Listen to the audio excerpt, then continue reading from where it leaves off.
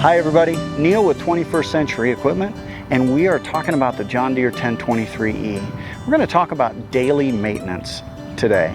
And one of the things that you need to make sure you're doing on a regular basis is greasing the pivot points on your loader. Now, the sticker underneath the hood that gives us our maintenance schedule tells us that in wet conditions, these are a daily grease point, and I'll show you each one of those.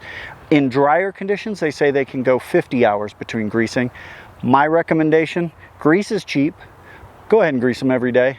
You won't regret having well lubricated loader pins. Okay, so I've got two different grease guns here with me.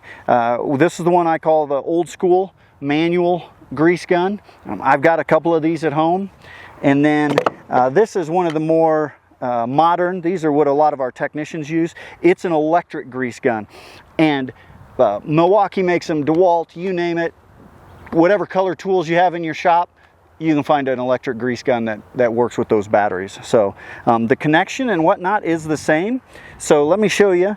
I always keep a rag with me when I'm going to be greasing, and I'm going to go in here and clean off as best I can. You know, I can't get all the way in there, but I'm going to, as best I can, clean off the tip of that. I don't want to be putting dirt into the joint. I do want to be putting grease. So I've cleaned this one off. I'm going to reach around, of course, and pull out the end of the grease gun. And this one's gotten a little bit of cruddy today as I've been out walking around with it. So I'll give it a quick wipe off. I'll just plug this on here. And when I'm sure it's engaged, just give it a little tug, make sure it's engaged on there. And then I can just go ahead and squeeze the trigger and put a little grease into this joint. And I'm just watching to see where good new clean grease comes out. And when I see a little bit come out, that's what'll tell me that I've put enough grease in this joint. Let me show you all the other places that are on this tractor. Of course, the one I just did, we've got a lower one here.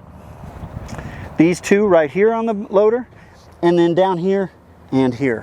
One tip with the greasing is I like to do it at the end of a project that I'm doing, especially here in Colorado where it can be a little bit colder. Sometimes these joints will fight you to take grease because they're cold. And so it's hard to pump grease into them. But if I do it at the end of the day after, whether it's been removing snow or digging or whatever I'm doing in the cooler situations, if I do it at the end, there's some heat already in these joints and they're more likely to take that grease and accept it. And then I know I'm ready to start in the morning. It's one less thing I have to do.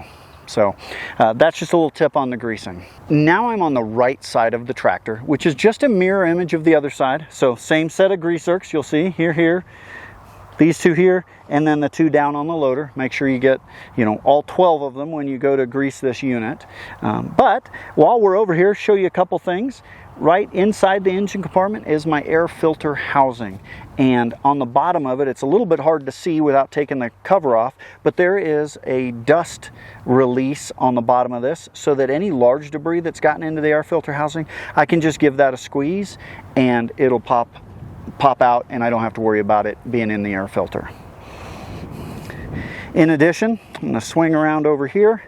In addition, right back here, right over here on the right side of the engine is the oil dipstick. I just pull that out, wipe it with that same rag I was using to clean off the grease zerks, and check the oil there. And then of course fuel water separator was what my hand was leaning on. You might have seen it in that shot, the pink container.